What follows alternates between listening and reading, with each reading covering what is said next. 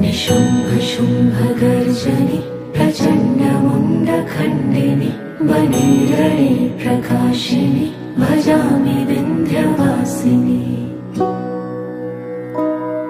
त्रिशूलमुण्डधारिणि धराविघातहारिणि गृहे गृहे निवासिनि भजामि विन्ध्यवासिनि। दरिद्रदुःखहारिणि सदा विभूतिकारिणि वियोगशोकहारिणि भजामि विन्ध्यवासिनि। लसत्सुलोललोचनं लतासनं वरप्रदं कपालशूलधारिणि भजामि विन्ध्यवासिनि।